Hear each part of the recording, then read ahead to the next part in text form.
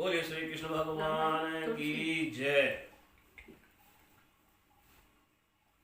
भागवत महापुराण तृतीय स्कंध 20वां अध्याय। ब्रह्मा जी की रची हुई अनेक प्रकार की सृष्टि का वर्णन। सौनक जी कहते हैं, सूत जी पृथ्वी रूप आधार पाकर स्वयंभू मनु ने आगे होने वाली संतति को उत्पन्न करने के लिए किन किन उपायों का अवलंबन किया।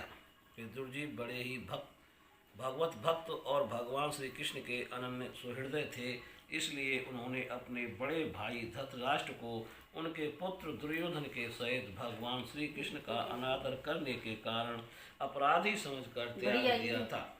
वे महर्षि द्वयापन के पुत्र थे और महिमा में उनसे किसी प्रकार कम नहीं थे तथा सब प्रकार भगवान श्री कृष्ण के आश्रित और कृष्ण भक्तों के अनुगामी थे। तीर्थ सेवन से उनका अंतःकरण और भी शुद्ध हो गया था। उन्होंने कुशावर्त क्षेत्र हरिद्वार में बैठे हुए तत्वज्ञानियों में श्रेष्ठ मैत्रेय जी के पास जाकर और पूछा। सूत जी, उन दोनों में वार्तालाप होने पर श्री हरि के चरणों से संबंधित रखने वाली बड़ी पवित्र कथाएं हुई होंगी, जो उन्हीं चरणों से निकले हुए गंगा जल के समान संपूर्ण पापों का नाश करने वाली होंगी। सूत जी, आपका मंगल हो। आप हमें भगवान की वे पवित्र कथाएं सुनाइए। प्रभु के उदार चरित्र को कीर्तन करने योग्य होते हैं। भला ऐसा कौन रसिक होगा जो श्री हरि के लीला अमृत का पान करते करते तृप्त हो जाए। नैमिषारण्यवासी मुनियों के इस प्रकार पूछने पर उग्र श्रवा सूत जी ने भगवान में चित्त लगाकर उनसे कहा, सुनिए। सूत जी ने कहा, मुनिगण अपनी माया से 12 रूप धारण करने वाले श्री हरि की रसातल से पृथ्वी को निकालने और खेल में ही तिरस्कार पूर्वक हिरणाक्ष को मार डालने की लीला सुनकर विदुर को बड़ा आनंद हुआ और उन्होंने मुनिवर मैत्रेय जी से कहा। विदुर जी ने कहा, ब्राह्मण, आप परोक्ष विषयों को भी जानने वाले हैं, अतः यह बतलाइए कि प्रजापतियों के पति श्री ब्रह्मा जी ने मरीच आदि प्रजापतियों को उत्पन्न करके फिर सृष्टि को बढ़ाने के लिए क्या किया। मरीच आदि मुनीश्वरों ने और स्वयंभू मनु भी ब्रह्मा जी की आज्ञा से किस प्रकार प्रजा की वृद्धि की। क्या उन्होंने इस जगत को पत्नियों के सहयोग से उत्पन्न किया या अपने अपने कार्य में स्वतंत्र रहकर अथवा सबने एक साथ मिलकर इस जगत की रचना की। श्री मैत्रेय जी ने कहा, विदुर जी, जिसकी गति को जानना अत्यंत कठिन है, उस जीवों के प्रारब्ध प्रकृति के नियंता पुरुष और काल, इन 3 हेतुओं से तथा भगवान की सानिध्य से त्रिगुणमय प्रकृति में क्षोभ होने पर उससे महत्त्व उत्पन्न हुआ। देव की प्रेरणा से रजः प्रधान महत्त्व, वैकारिक, सात्विक, राजस और तामस 3 प्रकार का अहंकार उत्पन्न हुआ। उसने आकाश आदि 5 तत्वों के अनेक भाग प्रकट किए। वे सब अलग अलग रहकर भूतों के कार्य रूप ब्रह्मांड की रचना नहीं कर सकते थे, इसलिए उन्होंने भगवान की शक्ति से परस्पर संगठित होकर एक सुवर्ण वर्ण अंड की रचना की। वह अंड चेतना शून्य अवस्था में 1000 वर्षों से भी अधिक समय तक कारणावधि के जल में पड़ा रहा। फिर उसमें श्री भगवान ने प्रवेश किया। उसमें अधिष्ठित होने पर उनकी नाभि से सहस्त्र सूर्यों के समान अत्यंत दीप्यमान एक कमल प्रकट हुआ, जो संपूर्ण जीव समुदाय का आश्रय था। उसी से स्वयं ब्रह्मा जी का भी आविर्भाव हुआ है। जब ब्रह्मांड के गर्भ रूप जल में शयन करने वाले श्री नारायण देव ने ब्रह्मा जी के अंतःकरण में प्रवेश किया, तब वे पूर्व कल्पों में अपने ही द्वारा निश्चित की हुई नाम रूपमयी व्यवस्था के अनुसार लोकों की रचना करने लगे। सबसे पहले उन्होंने अपनी छाया से ताम्रिश, अंधतामिस्त्र, तम मोह और महामोह, यो 5 प्रकार की अविद्या उत्पन्न की। ब्रह्मा जी को अपना वह तमोमय शरीर अच्छा नहीं लगा, अतः उन्होंने उसे त्याग दिया। तब जिससे भूख प्यास की उत्पत्ति होती है, ऐसे रात्रि रूप उस शरीर को उसी से उत्पन्न हुए यक्ष और राक्षसों ने ग्रहण कर लिया। उस समय भूख प्यास से अभिभूत होकर वे ब्रह्मा जी को खाने को दौड़ पड़े और कहने लगे, इसे खा जाओ, इसकी रक्षा मत करो, क्योंकि वे भूख प्यास से व्याकुल हो रहे थे। ब्रह्मा जी ने घबराकर उनसे कहा, अरे यक्ष राक्षसों, तुम मेरी संतान हो, इसलिए मुझे भक्षण मत करो, मेरी रक्षा करो। उनमें से जिन्होंने कहा खा जाओ वे यक्ष हुए, और जिन्होंने कहा रक्षा मत करो वे राक्षस कहलाए। फिर ब्रह्मा जी ने सात्विक की प्रभा से दैदीप्यमान होकर मुख्य मुख्य देवताओं की रचना की। उन्होंने क्रीड़ा करते हुए ब्रह्मा जी के त्यागने पर उनका वह दिन रूप प्रकाश में शरीर ग्रहण कर लिया। इसके पश्चात ब्रह्मा जी ने अपने जघन देश से कामासक्त असुरों को उत्पन्न किया। वे अत्यंत कामा लोलुप होने के कारण उत्पन्न होते ही मैथुन के लिए ब्रह्मा जी की ओर चले। यह देखकर पहले तो वे हंसे, किंतु फिर उन निर्लज्ज असुरों को अपने पीछे लगा देख भयभीत और क्रोधित होकर बड़े जोर से भागे। तब उन्होंने भक्तों पर कृपा करने के लिए उनकी भावना के अनुसार दर्शन देने वाले शरणागत वत्सल वरदायक श्री हरि के पास जाकर कहा, परमात्मन, मेरी रक्षा कीजिए। मैंने तो आपकी ही आज्ञा से प्रजा उत्पन्न की थी, किंतु यह तो पाप में प्रवृत्त होकर मुझको ही तंग करने चली है।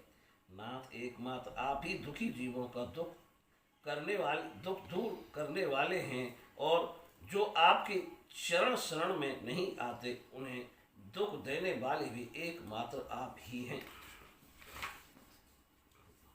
प्रभु तो प्रत्यक्षवत सबके हृदय की जानने वाले हैं। उन्होंने ब्रह्मा जी की आतुरता देखकर कहा, तुम अपने इस काम कलुषित शरीर को त्याग दो। भगवान के यूं कहते ही उन्होंने वह शरीर भी छोड़ दिया।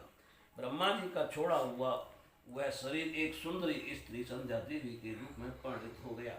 उसके चरण कमलों के पायजेब झंकृत हो रहे थे, उसकी आंखें मत वाली हो रही थीं और कमर कर्धनी की जड़ों से सुशोभित सजीली साड़ी से ढकी हुई थी। उसके उभरे हुए स्तन इस प्रकार एक दूसरे से सटे हुए थे कि उनमें बीच में कोई अंतर ही नहीं रह गया था। उसकी नासिका और दंतावली बड़ी ही सुगढ़ थी तथा वह मधुर मधुर मुस्कुराती हुई असुरों की ओर भावपूर्ण दृष्टि से देख रही थी। वह नीली नीली अलकावली से सुशोभित सुकुमारी मानो लज्जा के मारे अपने अंचल में ही सिमटी जाती थी। विदुर जी, इस सुंदरी को देखकर सब के सब असुर मोहित हो गए। अहो, इसका कैसा विचित्र रूप, कैसा अलौकिक धैर्य और कैसी नई अवस्था है। देखो, हम काम पीड़ितों के बीच में यह कैसी बेपरवासी विचर रही है। इस प्रकार उन कुबुद्ध दैत्यों ने रूपी स्त्री रूपणी संध्या के विषय में तरह तरह के तर्क वितर्क करके फिर उसका बहुत आदर करते हुए प्रेम पूर्वक पूछा, सुंदरी, तुम कौन हो और किसकी पुत्री हो? भामिनी, यहाँ तुम्हारे आने का क्या प्रयोजन है? तुम अपने अनूप रूप का यह बेमौल सौदा दिखाकर हम अभावों को क्यों तरसा रही हो? अबले तुम कोई भी क्यों ना हो, हमें तुम्हारा दर्शन हुआ, ये बड़े सौभाग्य की बात है। तुम अपनी गेंद उछाल कर तो हम दर्शकों के मन को मथे डालती हो। सुंदरी, जब तुम उछलती हुई गेंद पर अपनी हथेली की थपकी मारती हो, तब तुम्हारा चरण कमल एक जगह नहीं ठहरता। तुम्हारा कट प्रदेश स्तनों के थार से थक सा जाता है और तुम्हारी निर्मल दृष्टि भी थकावट झलकने लगती है। अहो, तुम्हारा केश पास कैसा सुंदर है। इस प्रकार स्त्री रूप से प्रकट हुई उस सायकालीन संध्या ने उन्हें अत्यंत कामासक्त कर दिया और उन मूढ़ों ने उसे कोई रमणी रत्न समझकर ग्रहण कर लिया। तदंतर ब्रह्मा जी ने गंभीर भाव से हंसकर अपनी कांतमयी मूर्ति से जो अपने सौंदर्य को मानो आप ही आस्वादन करती थी, गंधर्व और अप्सराओं को उत्पन्न किया। उन्होंने ज्योत्स्ना चंद्र का रूप अपने उस कांतिमय प्रिय शरीर को त्याग दिया। उसी को विश्वावासु आदि गंधर्वों ने प्रसन्नतापूर्वक ग्रहण किया। इसके पश्चात भगवान ब्रह्मा ने अपनी तंद्रा से भूत पिशाच उत्पन्न किए। उन्हें दिगंबर वस्त्रहीन और बाल बिखेरे थे। उन्होंने आंखें मूंद ली। ब्रह्मा जी के त्यागे हुए उस जम्हाई रूप शरीर को भूत पिशाचों ने ग्रहण किया। इसी को निद्रा भी कहते हैं। जिससे जीवों की इंद्रियों में शिथिलता आती देखी जाती है। यदि कोई मनुष्य झूठे मुंह सो जाता है तो उस पर भूत पिशाच आक्रमण करते हैं, उसी को उन्माद कहते हैं। उस अदृश्य शरीर को ग्रहण कर लिया, इसी को लक्ष्य में रखकर पंडित जन श्रद्धादि के द्वारा पितर और साध्य गणों को क्रमशः कव्य, पिंड और हव्य अर्पण करते हैं। अपनी तिरोधान शक्ति से ब्रह्मा जी ने सिद्ध और विद्याधरों की सृष्टि की और उन्हें अपना वह अंतर्ध्यान नामक अद्भुत शरीर दिया। एक बार ब्रह्मा जी ने अपना प्रतिबंध देखा, तब उन्हें अपने को बहुत सुंदर मानकर उस प्रतिबंध से किन्नर और किम पुरुष उत्पन्न किए। उन्होंने ब्रह्मा जी के त्याग देने पर उनका वह प्रतिबंध शरीर ग्रहण किया, इसलिए ये सब उस काल में अपनी पत्नियों के साथ मिलकर ब्रह्मा जी के गुण कर्मादि का गान किया करते हैं। एक बार ब्रह्मा जी की सृष्टि की वृद्धि न होने के कारण बहुत चिंतित होकर हाथ पैर आदि अवयवों को फैलाकर लेट गए और फिर क्रोधवश उस भोगमय शरीर को त्याग दिया। उससे जो बाल झड़कर गिरे हुए अहे हुए और उसके हाथ पैर सिकोड़ कर चलने से क्रूर स्वभाव सर्प और नाग हुए, जिनका शरीर फण रूप से कंधे के पास बहुत फैला होता है। एक बार ब्रह्मा जी ने अपने को कृत्य सा अनुभव किया। उस समय अंत में उन्होंने अपने मन से मनुओं की सृष्टि की। वे सब प्रजा की वृद्धि करने वाले हैं। मनस्वी ब्रह्मा जी ने उनके लिए अपना पुरुष साकार शरीर त्याग दिया। मनुओं को देखकर उनसे पहले उत्पन्न हुए देवता गंधर्वादि ब्रह्मा जी की स्तुति करने लगे। वे बोले, विश्वकर्ता ब्रह्मा जी, आपकी यह मनुओं की सृष्टि बड़ी ही सुंदर है। इसमें अग्निहोत्र आज सभी कर्म प्रतिष्ठित हैं। इसकी सहायता से हम भी अपना अन्य आविर्भाव ग्रहण कर सकेंगे। फिर आदि ऋषि ब्रह्मा जी ने इंद्रिय संयम पूर्वक तप विद्या योग और समाधि से संपन्न हो अपनी प्रिय संतान ऋषिगण की रचना की और उनमें से प्रत्येक को अपने समाधि योग ऐश्वर्य तप विद्या और वैराग्य में शरीर का अंश दिया। बोलिए श्री कृष्ण भगवान की जय। कर्मठ जी की तपस्या और भगवान का वरदान। विदुर जी ने पूछा, भगवान, स्वयंभू मनु का वंश बड़ा आदरणीय माना गया है। उसमें मैथुन धन के द्वारा प्रजा की वृद्धि हुई थी। अब आप मुझे उसी की कथा सुनाइए। ब्राह्मण, आपने कहा कि स्वामी मनु के पुत्र प्रिय व्रत और उत्तानपाद ने 7 द्वीपों वाली पृथ्वी का धर्म पूर्वक पालन किया था तथा उनकी पुत्री जो देवहूति नाम से विख्यात थी, करदम प्रजापति को ब्याही गई थी। देवहूति योग के लक्षण यमादि से संपन्न थी।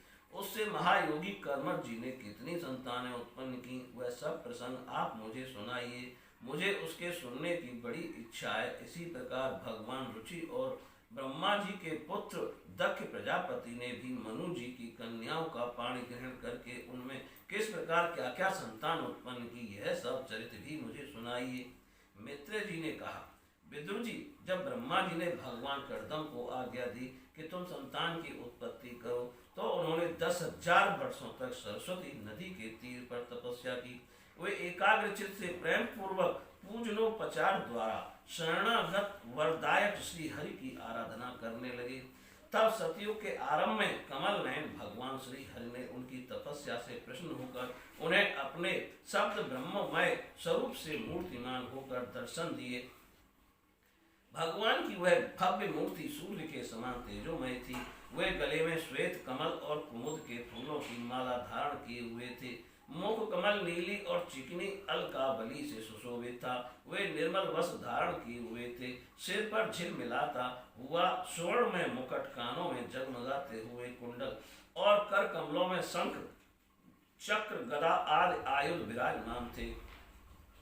उनके एक हाथ में क्रीड़ा के लिए श्वेत कमल सुशोभित था। प्रभु की मधुर मुस्कान भरी चितवन चित्त को चुराए लेती थी। उनके चरण कमल गरुण जी के कंधों पर विराजमान थे तथा वक्ष के स्थल में श्री लक्ष्मी जी और कंठ में कौस्तुभ मणि सुशोभित थी।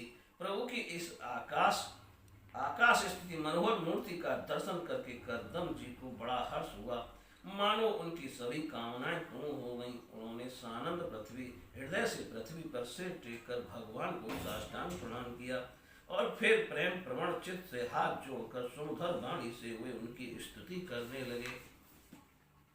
करदम जी ने कहा, स्तुति करने योग्य परमेश्वर, आप संपूर्ण सत्व गुण के आधार हैं। योगी जन उत्तरोत्तर शुभ योनियों में जन्म लेकर अंत में योगस्थ होने पर आपके दर्शनों की इच्छा करते हैं। आज आपका वही दर्शन पाकर हमें नेत्रों का फल मिल गया। आपके चरण कमल भव सागर से पार जाने के लिए जहाज हैं। जिनकी बुद्धि आपकी माया से मारी गई है, वे ही उन तुच्छ क्षणिक विषय सुखों के लिए जो नरक में भी मिल सकते हैं, उन चरणों का आश्रय लेते हैं। किंतु स्वामिन, आप तो उन्हें वे विश्व भोग भी दे देते हैं। प्रभु, आप कल्प रखें, आपके चरण समस्त मनोरथों को पूर्ण करने वाले हैं। मेरा हृदय काम कलुषित है। मैं भी अपने अनुरूप स्वभाव वाली और गृहस्थ धर्म के पालन में सहायक शीलवती कन्या से विवाह करने के लिए आपके चरण कमलों की शरण में आया हूँ। सर्वेश्वर, आप संपूर्ण लोकों के अधिपति हैं। नाना प्रकार की कामनाओं में फंसा हुआ यह लोक आपकी वेद वाणी रूप डोरी में बंधा है। धर्म मूर्ति उसी का अनुगमन करता हुआ मैं भी काल रूप आपको आज्ञा पालन रूप पूजोपहारादि समर्पित करता हूँ। प्रभु, आपके भक्त विषयासक्त लोगों और उन्हीं के मार्ग का अनुसरण करने वाले मुझ जैसे कर्म जड़ पशुओं को कुछ भी न गिनकर आपके चरणों की छत्र छाया का ही आश्रय लेते हैं तथा परस्पर आपके गुणगान रूप मादक सुधा का ही पान करके अपने क्षुधा पिपासा आदि देह धर्मों को शांत करते रहते हैं। प्रभु, ये काल चक्र बड़ा प्रबल है। साक्षात ब्रह्म ही इसके घूमने की धुरी है। अधिक माम सहित 13 महीने अरे हैं। 360 दिन जोड़ हैं। 6 ऋतुएं नैनीहाल हैं। अनंत क्षीण फल आदि इसमें पत्ता का धाराएं तथा 3 चतुर्मास इसके आधारभूत नाभि हैं। ये अत्यंत वेगवान संवत्सर रूप काल चक्र चराचर जगत की आयु का छेदन करता हुआ घूमता रहता है, किंतु आपके भक्तों की आयु का ह्रास नहीं कर सकता। भगवान, जिस प्रकार मकड़ी स्वयं ही जाले को फैलाती है, उसकी रक्षा करती है और अंत में उसे निगल जाती है, उसी प्रकार आप अकेले ही जगत की रचना करने के लिए अपने से अभिन्न अपनी योग माया को स्वीकार कर उससे अभिव्यक्त हुई अपनी सत्वादि शक्तियों द्वारा स्वयं ही इस जगत की रचना पालन और संहार करते हैं। प्रभु, इस समय आपने हमें अपनी तुलसी माला मंडित माया से परिच्छिन्न सी दिखाई देने वाली सगुण मूर्ति से दर्शन दिया है। आप हम भक्तों को जो शब्दादि विषय सुख प्रदान करते हैं, वे मायक होने के कारण यद्यपि आपको पसंद नहीं है, तथापि परिणाम में हमारा शुभ करने के लिए वे हमें प्राप्त हों। नाथ, आप स्वरूप से निष्क्रिय होने पर भी माया के द्वारा सारे संसार का व्यवहार चलाने वाले हैं तथा थोड़ी सी उपासना करने वाले पर भी समस्त अभिलषित वस्तुओं की वर्षा करते रहते हैं। आपके चरण कमल वंदनीय हैं। मैं आपको बार बार नमस्कार करता हूँ। मैत्रेय जी कहते हैं, भगवान की बाहें प्रणय मुस्कान भरी चितवन से चंचल हो रही थीं। वे गरुड़ जी के कंधे पर विराजमान थे। जब करदम जी ने इस प्रकार निष्कपट भाव से उनकी स्तुति की, तब वे उनसे अमृतमयी वाणी से कहने लगे। श्री भगवान ने कहा, जिसके लिए तुमने आत्म संयम आदि के द्वारा मेरी आराधना की है, तुम्हारे हृदय के उस भाव को जानकर मैंने पहले से ही उसकी व्यवस्था कर दी है। प्रजापति, मेरी आराधना तो कभी भी निष्फल नहीं होती। फिर जिनका चित्त निरंतर एकांत रूप से मुझ में ही लगा रहता है, उन तुम जैसे महात्माओं के द्वारा की हुई उपासना का तो और भी अधिक फल होता है। प्रसिद्ध यशस्वी सम्राट स्वामी मनु ब्रह्मावर्त में रहकर 7 समुद्र वाली सारी पृथ्वी का शासन करते हैं। विप्रवर, वे परम धर्मज्ञ महाराज महारानी शतरूपा के साथ तुमसे मिलने के लिए परसों यहाँ आएंगे। उनकी एक रूप यौवनशील और गुणों से संपन्न श्याम लोचना कन्या इस समय विवाह के योग्य है। प्रजापति, तुम सर्वथा उसके योग्य हो, इसलिए वे तुम्ही को वह कन्या का अर्पण करेंगे। ब्राह्मण, गत अनेकों वर्षों से तुम्हारा चित्त जैसी भार्या के लिए समाहित रहा है, अब शीघ्र ही वह राजकन्या तुम्हारी वैसी ही पत्नी होकर यथेष्ट सेवा करेगी। वह तुम्हारा वीर अपने घर में धारण कर 9 कन्याएं उत्पन्न करेगी और फिर तुम्हारी उन कन्याओं से लोक रीति के अनुसार मरीच आदि ऋषिगण पुत्र उत्पन्न करेंगे। तुम भी मेरी आज्ञा का अच्छी तरह पालन करने से शुद्ध चित्त हो फिर अपने सब कर्मों का फल मुझे अर्पण कर मुझको ही प्राप्त हो जाओगे। जीवों पर दया करते हुए तुम आत्मज्ञान प्राप्त करोगे और फिर सबको अभय दान दे अपने सहित संपूर्ण जगत को मुझ में और मुझको अपने में स्थित देखोगे।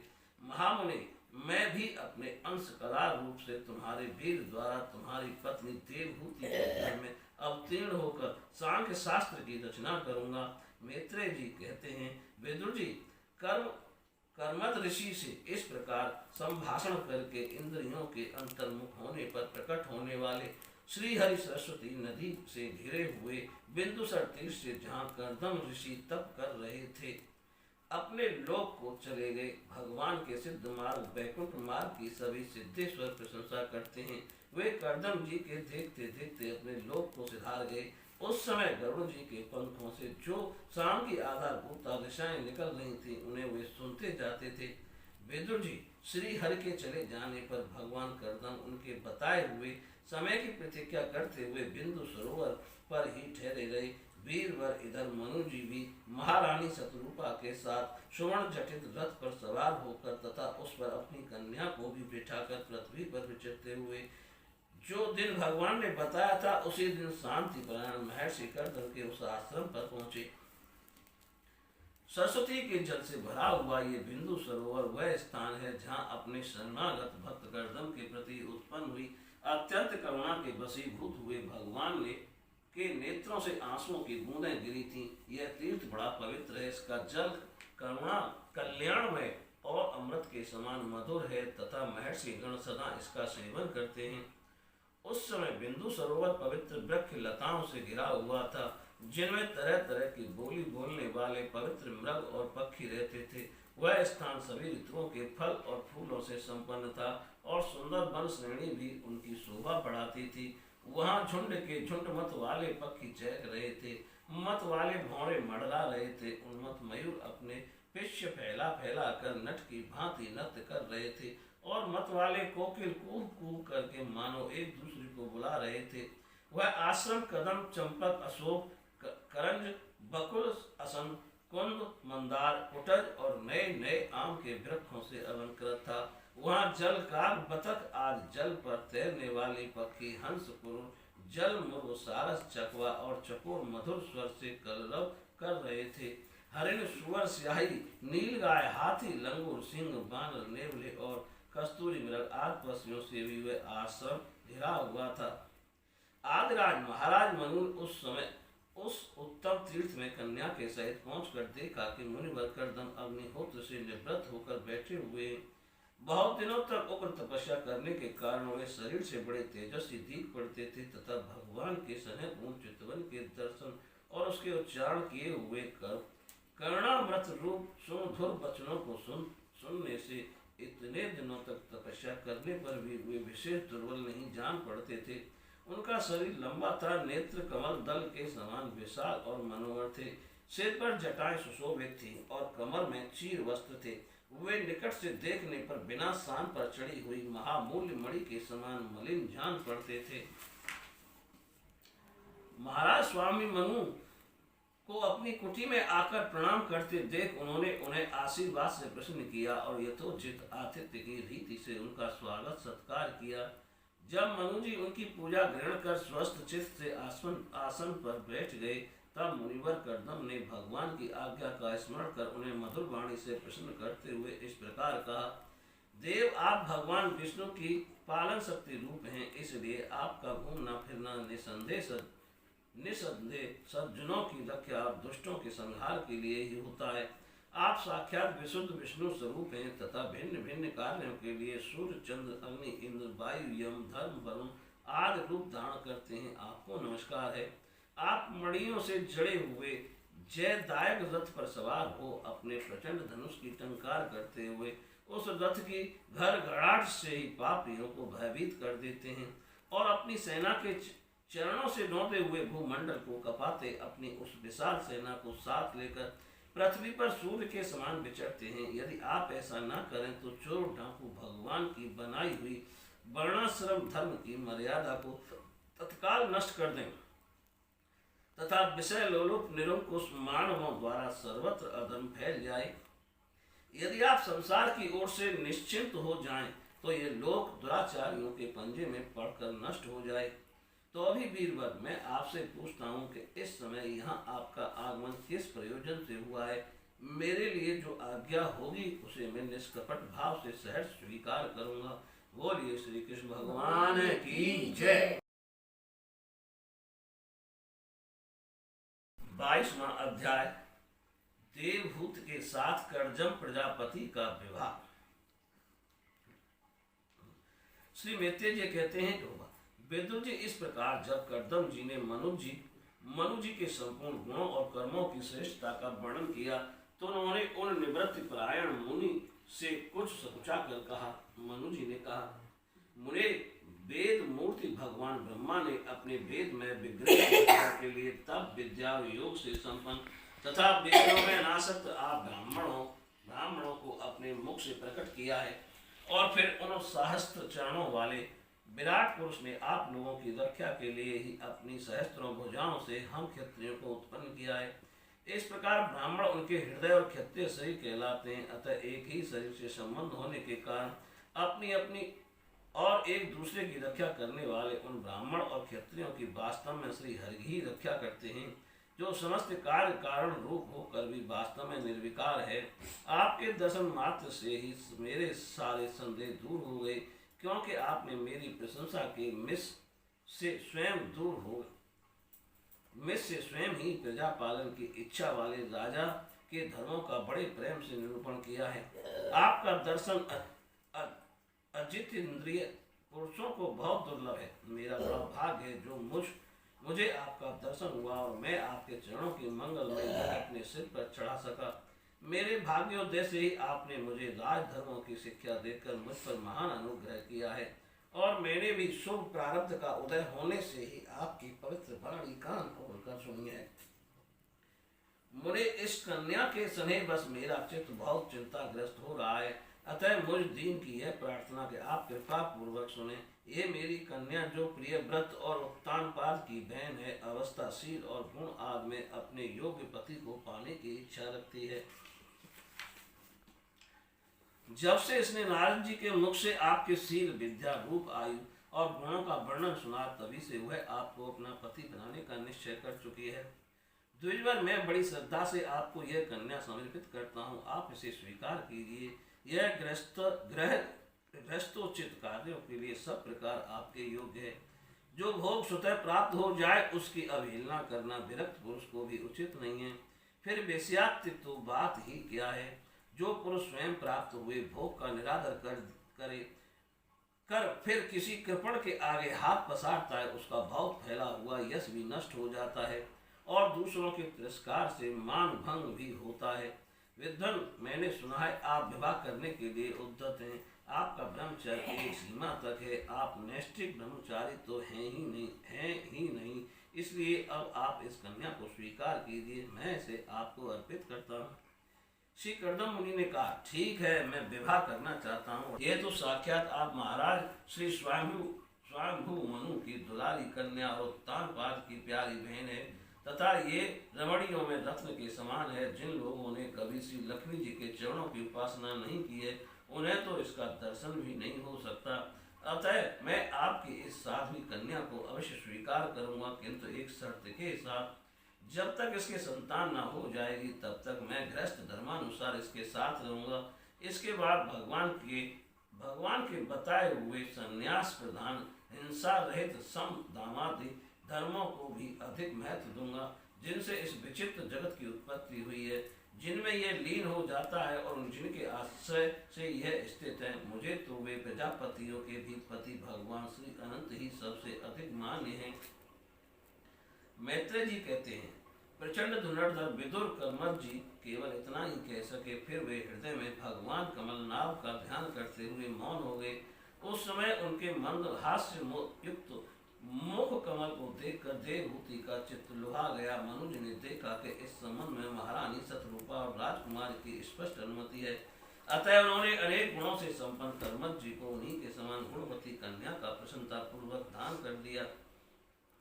कर्मठ जी को दान कर दिया। महारानी शतरूपा ने भी बेटी और दामाद को बड़े प्रेम पूर्वक बहुत से बहुमूल्य वस्त्र, आभूषण और गृहस्थोचित पात्रादि दहेज में दिए। इस प्रकार सुयोग्य वर को अपनी कन्या देकर महाराज मुनि निश्चित हो गए। चलती बार उसका वियोग न सह सकने के कारण उन्होंने उत्कंठावश विहल चित्त होकर उसे अपनी छाती से चिपटा लिया और बेटी बेटी कहकर रोने लगे। उनकी आंखों से आंसुओं की झड़ी लग गई और उन्होंने देवहूति के सिर के सारे बाल भिगो दिए।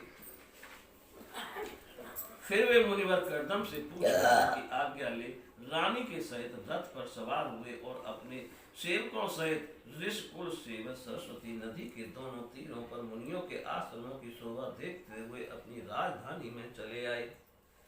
जब ब्रह्मवार्त की प्रजा को यह समाचार मिला कि उसके स्वामी आ रहे हैं, तब वे अत्यंत आनंदित होकर स्तुति गीत एवं बाजे गाजे के साथ आगमनी करने के लिए ब्रह्मवार्त की राजधानी से बाहर आई। सब प्रकार की संपदाओं से युक्त बृहस्पति नगरी मनु जी की राजधानी थी, जहाँ पृथ्वी को रसातल से ले आने के पश्चात शरीर कंपाते समय श्री बारह भगवान के रोम झड़कर गिरे थे। वे रोम ही निरंतर हरे भी रहने वाले कुश और काश हुए, जिनके द्वारा मुनियों ने यज्ञ में विध डालने वाले दैत्यों का तिरस्कार कर भगवान यज्ञ पुरुष की यज्ञों द्वारा आराधना की है। महाराज मनु ने भी श्री बारह भगवान से भूमि रूप निवास स्थान प्राप्त होने पर इसी स्थान में कुश और काश की बही चटाई बिछाकर श्री यज्ञ भगवान की पूजा की थी। जिस भैष्मती पुरी में मनु जी निवास करते थे, उसमें पहुंचकर उन्होंने अपने त्रितापनाशक भवन में प्रवेश किया। वहां अपनी भार्या और संतति के सहित वे धर्म, अर्थ और मोक्ष के अनुकूल भोगों को भोगने लगे।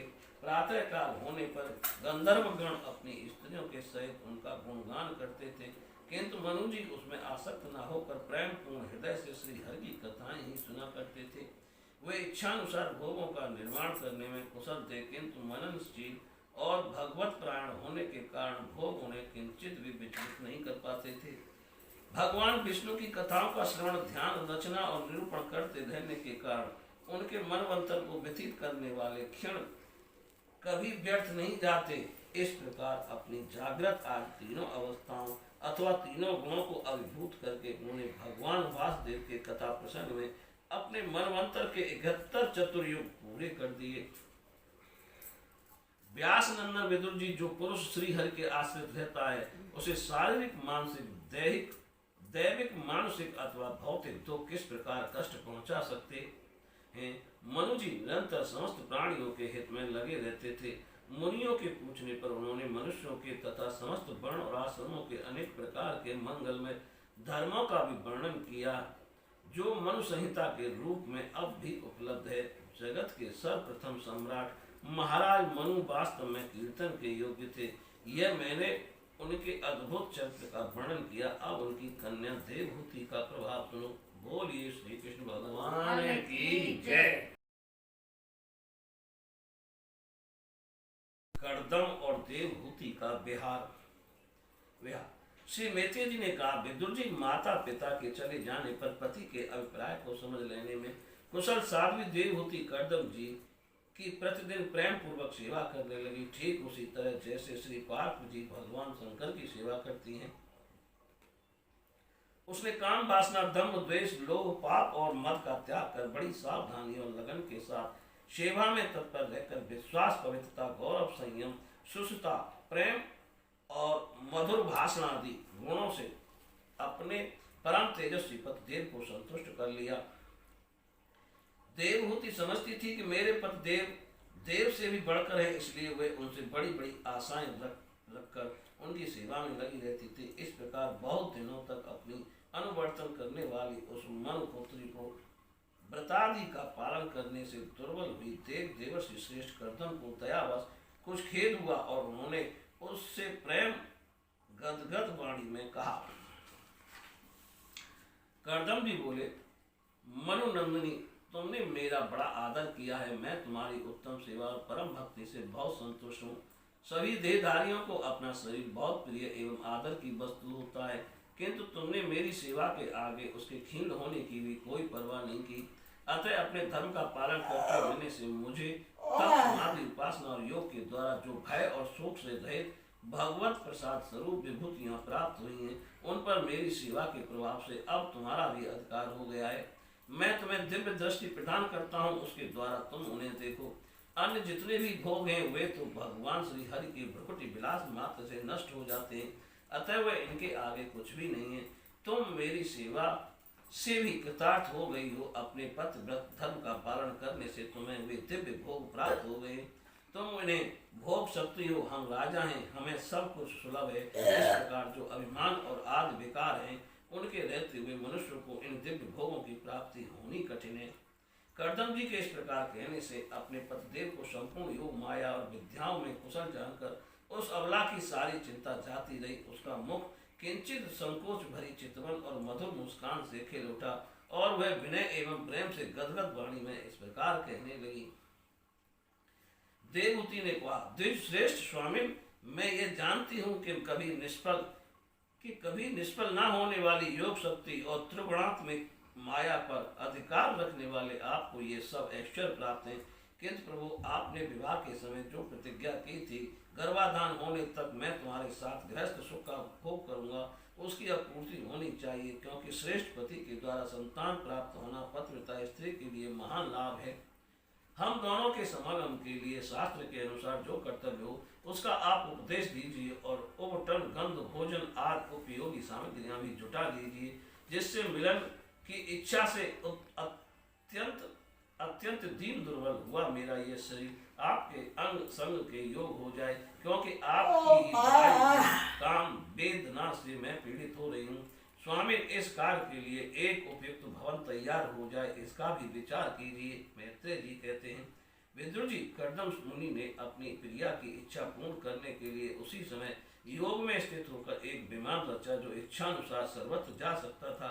यह विमान सब प्रकार के इच्छित भोग सुख प्रदान करने वाला, अत्यंत सुंदर, सब प्रकार के रत्नों से युक्त, सब संपत्तियों की उत्तरोत्तर वृद्धि से संपन्न था, मणिमय खम्भों से सुशोभित था। वह सभी ऋतुओं में सुखदायक था और उसमें जहाँ तहाँ सब प्रकार की दिव्य सामग्रियां रखी हुई थीं तथा उसे चित्र विचित्र रेशमी झंडियों और पताकाओं से खूब सजाया गया था, जिन पर भ्रमण गण मधुर गुंजार कर रहे थे। ऐसे रंग बिरंगे पुष्पों की मालाओं से तथा अनेक प्रकार के सूती और रेशमी वस्त्रों से वह अत्यंत शोभायमान हो रहा था। एक के ऊपर एक बनाए हुए कमरों में अलग अलग रखी हुई सैया, पलंग, पंखे और आसनों के कारण वह बड़ा सुंदर जान पड़ता था। जहाँ जहाँ दीवारों में की हुई शिल्प रचना से उसकी अपूर्व शोभा हो रही थी, उसमें पन्ने का फर्श था और बैठने के लिए मूंगे की बेदियां बनाई गई थीं। मूंगे की ही दहेलियां थीं। उसके द्वारों पर हीरे के किवाड़ थे तथा इंद्रनील मणि के शिखरों पर सोने के कलश रखे हुए थे। उसकी हीरे की दीवारों में बढ़िया लाल जड़े हुए थे, जो ऐसे जान पड़ते थे मानो विमान की आंखें हों, तथा उसे रंग बिरंगे चंदोवे और बहुमूल्य सुनहरी बंदर बारों से सजाया गया था। उस विमान में जहाँ तहाँ कृत्रिम हंस और कबूतर आदि पक्षी बनाए गए थे, जो बिल्कुल सजीव से मालूम पड़ते थे। उन्हें अपना सजातीय समझकर बहुत से हंस और कबूतर उनके पास बैठ कर अपनी बोली बोलते थे। उसमें सुविधानुसार क्रीड़ा स्थली, शयन गृह, बैठक आंगन और चौक आदि बनाए गए थे, जिनके कारण वह विमान स्वयं कर्दम जी को भी विस्मित सा कर रहा था।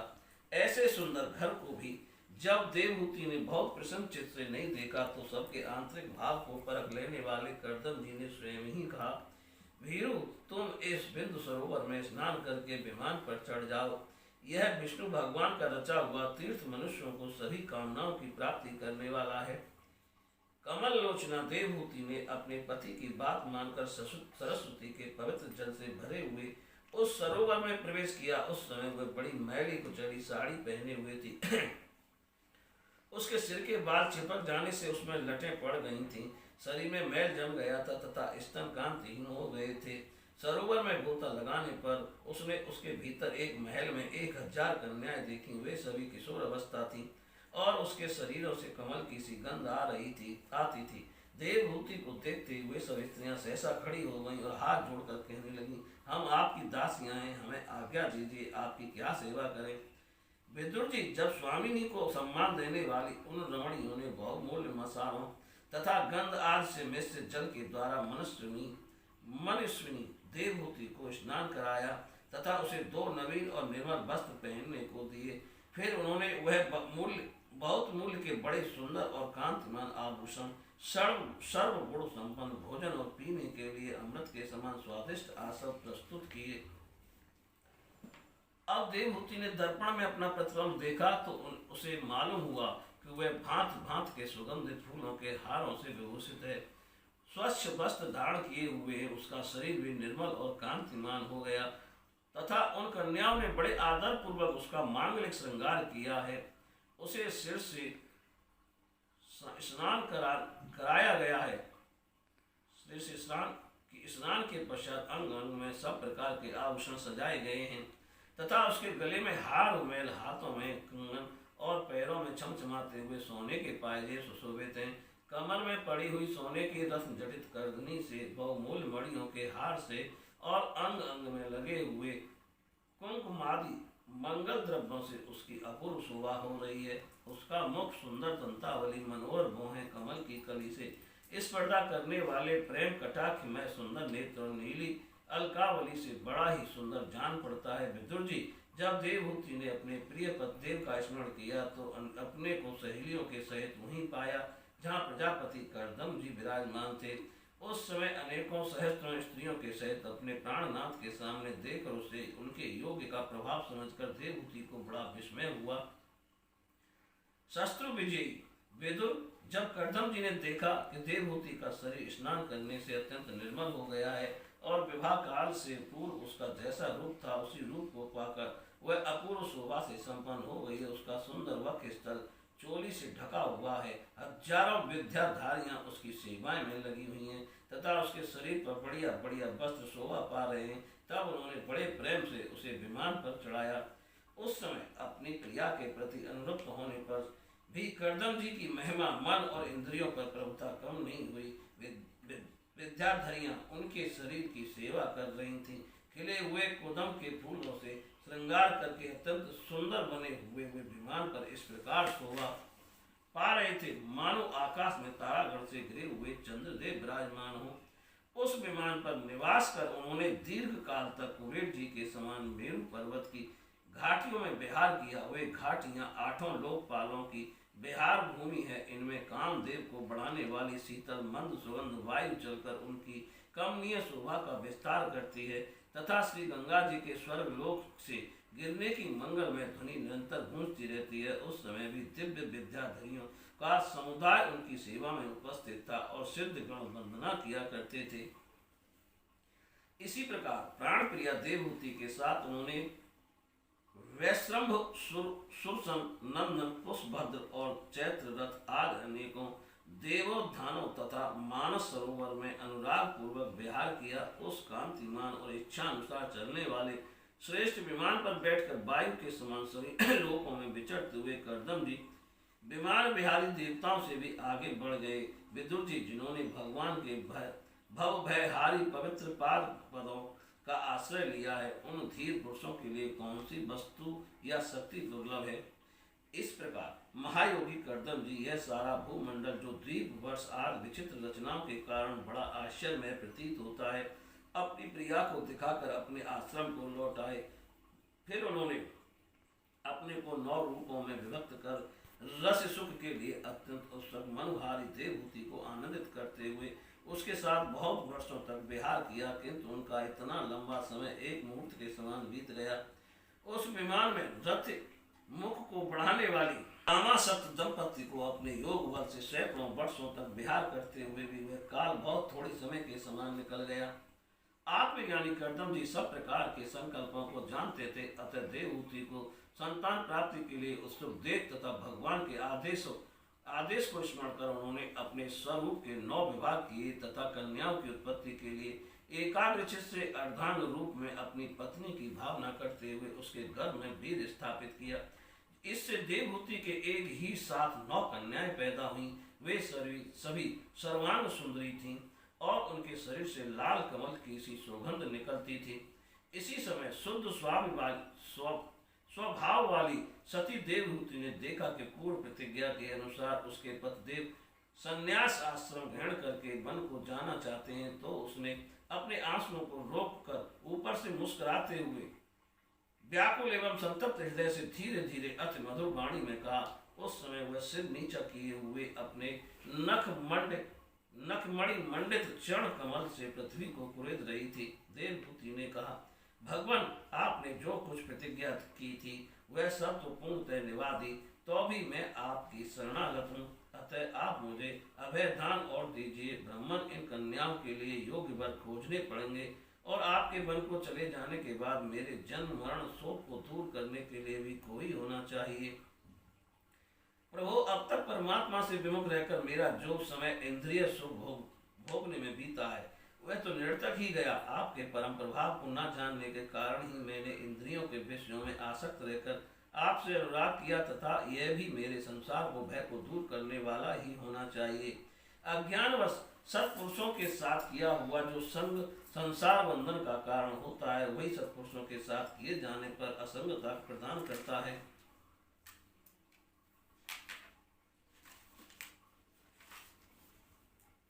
संसार में जिस पुरुष के कर्मों से ना तो धर्म का संपादन होता है, न वैराग्य उत्पन्न होता है और न भगवान की सेवा ही संपन्न होती है, वह पुरुष जीते ही मुर्दे के समान है।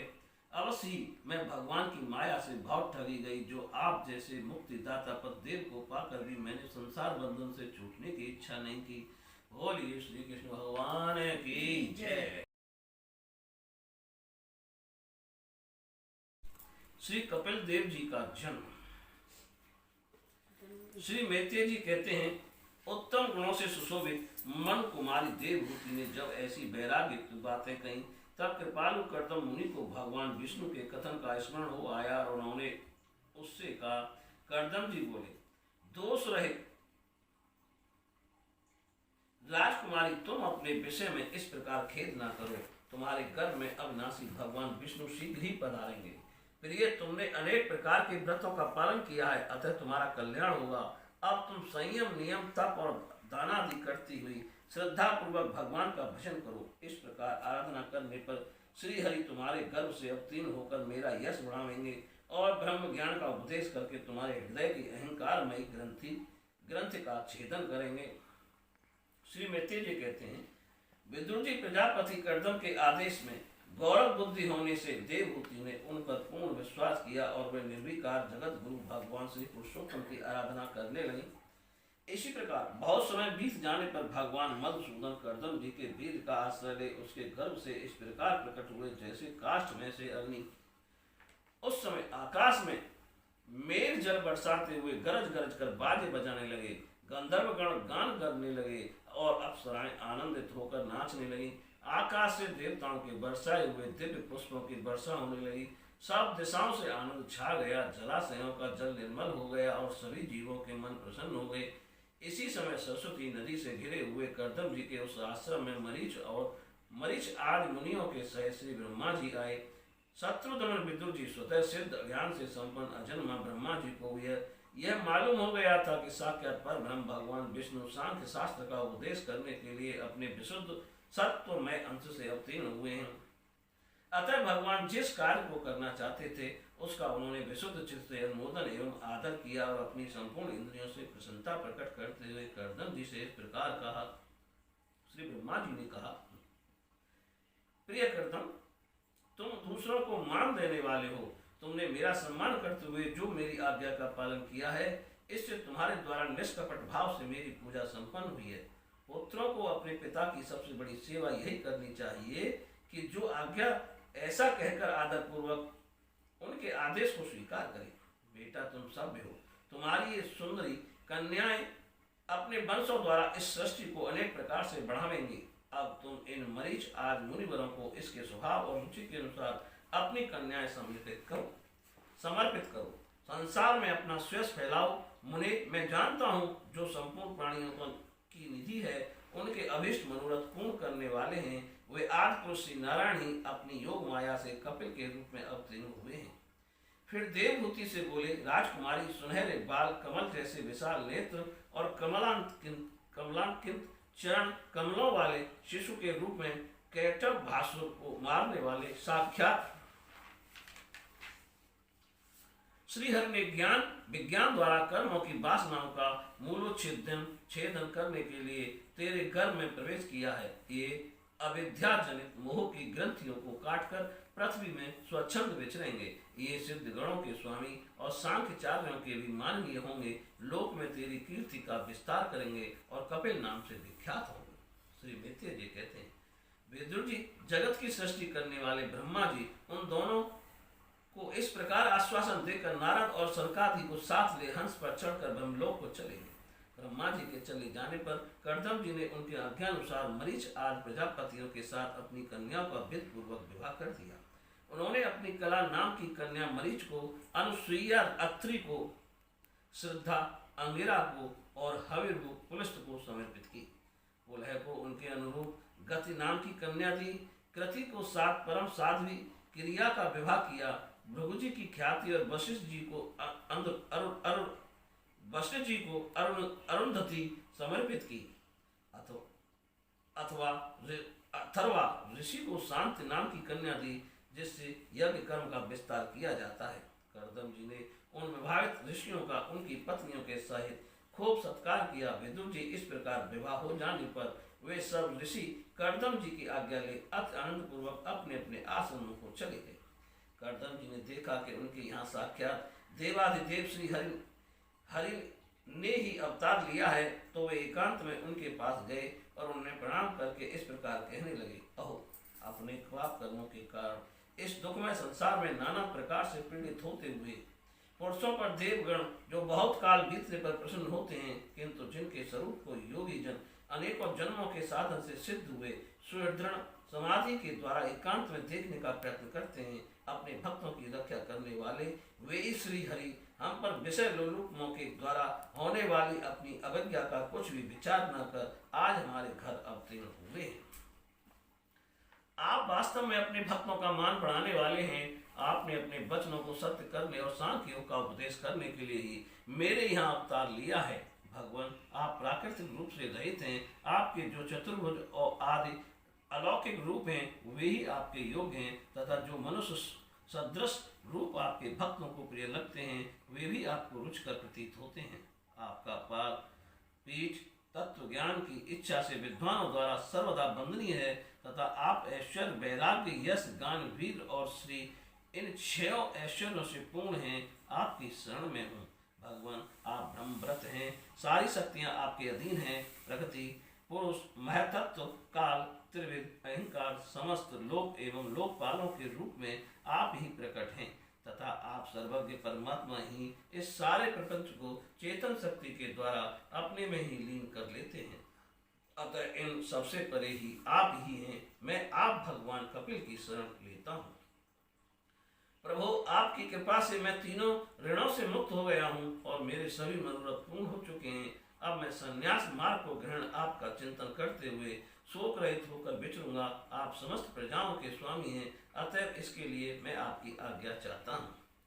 श्री भगवान ने कहा, मुने, वैदिक और लौकिक सभी कर्मों में संसार के लिए मेरा कथन ही प्रमाण है। इसलिए मैंने जो तुमसे कहा था कि मैं तुम्हारे यहाँ जन्म लूंगा, इसे सत्य करने के लिए ही मैंने ये अवतार लिया है।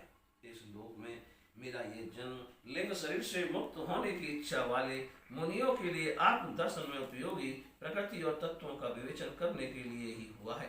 आत्म ज्ञान का यह सूक्ष्म मार्ग अब समय से लुप्त हो गया है। इसे फिर से प्रवर्तित करने के लिए ही मैंने यह शरीर ग्रहण किया है, ऐसा जान।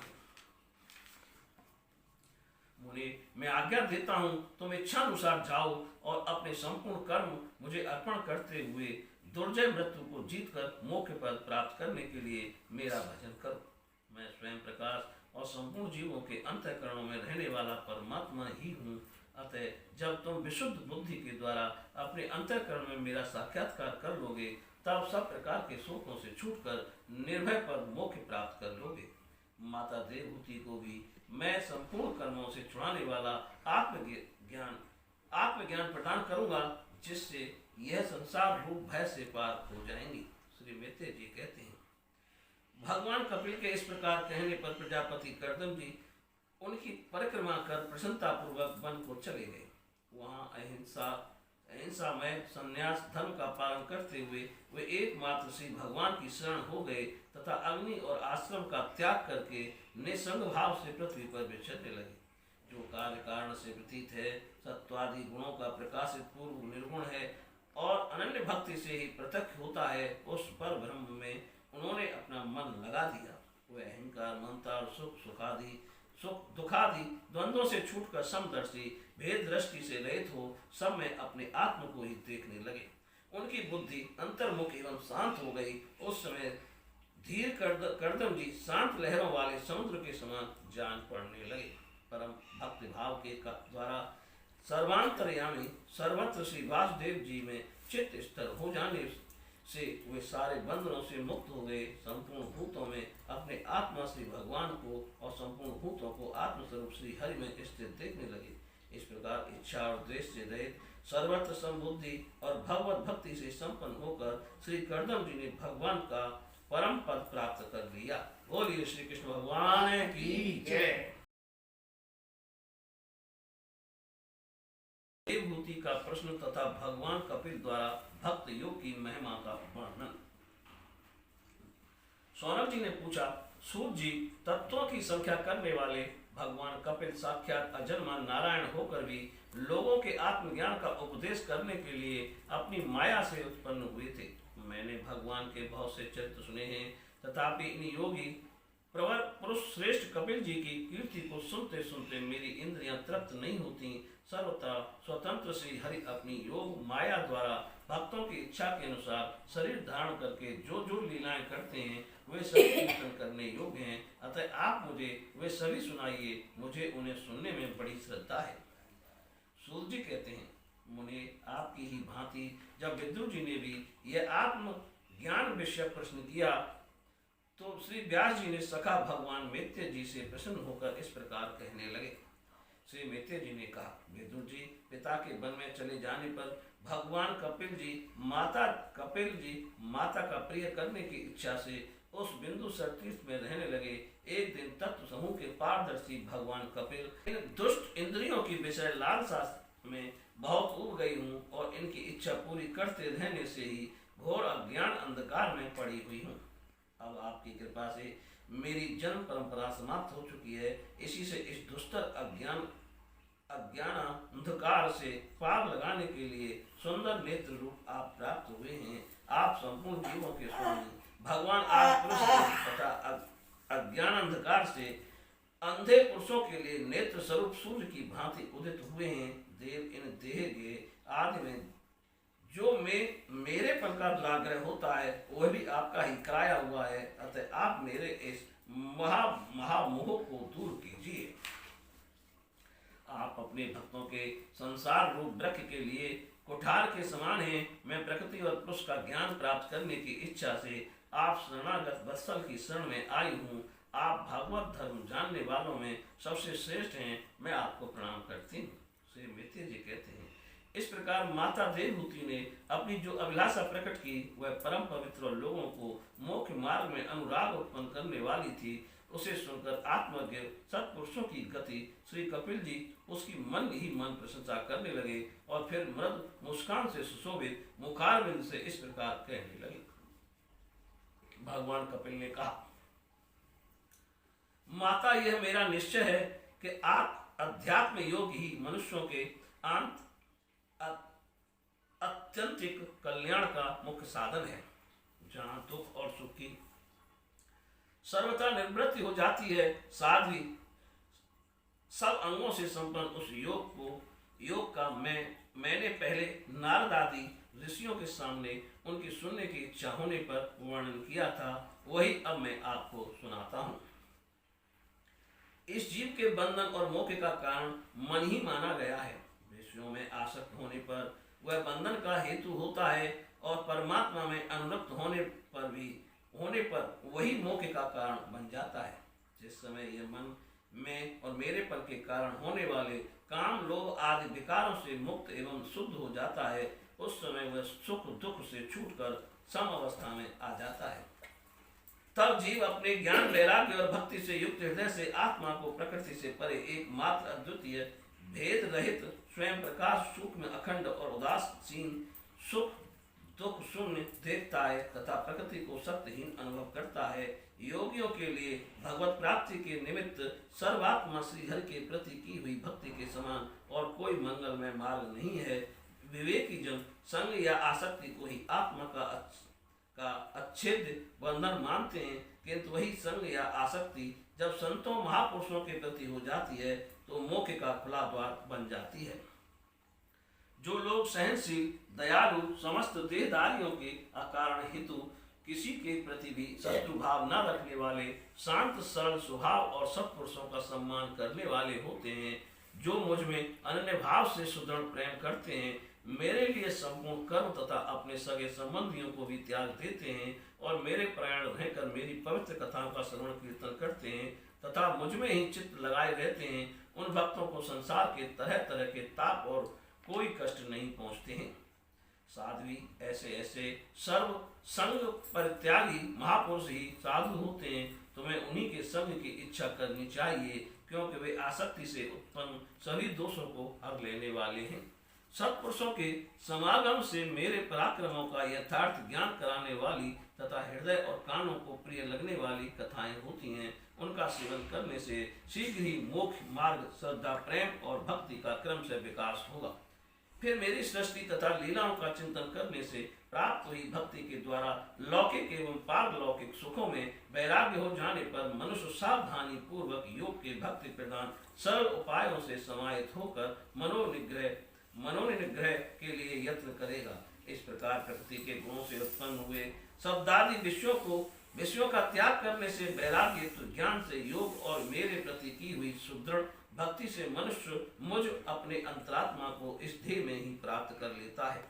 देवभूत जी ने कहा, भगवान आपकी समुचित भक्ति का स्वरूप क्या है और मेरी जैसी अबलाओं के लिए कैसी भक्ति ठीक है, जिससे कि मैं सहज में ही आपके निर्वाण पद को प्राप्त कर सकूं। निर्वाण स्वरूप प्रभु, जिसके द्वारा तत्व ज्ञान होता है और जो लक्ष्य को बेधने वाला बाण के समान भगवान की प्राप्ति कराने वाला है, वह आपका कहा हुआ योग कैसा है और उसके कितने अंग हैं। हरे, यह सब आप मुझे इस प्रकार समझाइए जिससे कि आपकी कृपा से मंदमती स्त्री जाति भी इस दुर्बोध विषय को सुगमता से समझ सकूं। श्री मैत्रेय जी कहते हैं, विदुर जी जिसके शरीर से उन्होंने स्वयं जन्म लिया था, उस अपनी माता का ऐसा अभिप्राय जानकर कपिल जी के हृदय में स्नेह उमड़ा आया और उन्होंने प्रकृति आदि तत्वों का निरूपण करने वाले शास्त्र का, जिसे सांख्य कहते हैं, उपदेश दिया। साथ ही भक्ति, विस्तार एवं योग का भी वर्णन किया। श्री भगवान ने कहा, जो माता जिसका चित्त एकमात्र भगवान में ही लग गया है, ऐसे मनुष्य की वेद विहित कर्मों में लगी हुई तथा विषयों का ज्ञान कराने वाली कर्मेंद्रिय एवं ज्ञानेंद्रिय दोनों प्रकार की इंद्रियों की जो सत्व मूर्ति श्री हरि के प्रति स्वाभाविक ही प्रवृत्ति है, वही भगवान की अहेतु की भक्ति है। ये मुक्ति से भी बढ़कर है, क्योंकि जठरानल जिस प्रकार खाए हुए अन्न को पचाता है, उसी प्रकार ये भी कर्म संस्कारों के भंडार को लिंग शरीर को तत्काल भस्म कर देती है। मेरी चरण सेवा में प्रीति रखने वाले और मेरी ही प्रसन्नता के लिए समस्त कार्य करने वाले कितने ही बड़भागी भक्त और जो एक दूसरे से मिलकर प्रेम पूर्वक मेरे ही पराक्रमों की चर्चा किया करते हैं, मेरे साथ एक ही भाव सामंजस्य मोक्ष की भी इच्छा नहीं करते। माँ, वे साधु जन अरुण नयन एवं मनोहर मुखारविंद से युक्त मेरे परम सुंदर और फलदायक दिव्य रूपों की झांकी करते हैं और उनके साथ सप्रेम संभाषण भी करते हैं, जिसके लिए बड़े बड़े तपस्वी भी लालायित रहते हैं। दर्शनीय अंग प्रत्यंग, उदार हास, विलास, मनोहर चितवन और सुंदर वाणी से युक्त मेरे उन रूपों की माधुरी में उनका मन और इंद्रियां फंस जाती हैं। ऐसी मेरी भक्ति न चाहने पर भी उन्हें परम पद की प्राप्ति करा देती है। अविद्या की निवृत्ति हो जाने पर यद्यपि वे मुझ मायापति के सत्यादि लोकों की भोग संपत्ति भक्ति की प्रवृत्ति के पश्चात स्वयं प्राप्त होने वाली अष्ट सिद्धि अथवा वैकुंठ लोक के भगवदीय ऐश्वर्य की भी इच्छा नहीं करते, तथापि मेरे धाम में पहुंचने पर उन्हें वे सब विभूतियां स्वयं ही प्राप्त हो जाती हैं, जिनका एकमात्र मैं ही प्रिय आत्मा, पुत्र, मित्र, गुरु, सुहृदय और इष्ट देव हूँ, और वे मेरे ही आश्रय में रहने वाले भक्तजन शांत में वैकुंठ धाम में पहुंचकर किसी प्रकार की भी इन दिव्य भोगों से रहित नहीं होते, और ना उन्हें मेरा काल चक्र ही ग्रस्त सकता है। माता जी, जो लोग इहलोक परलोक और इन दोनों लोकों में अनन्य भक्ति से सब प्रकार मेरा ही भजन करते हैं, श्री कृष्ण भगवान की जय।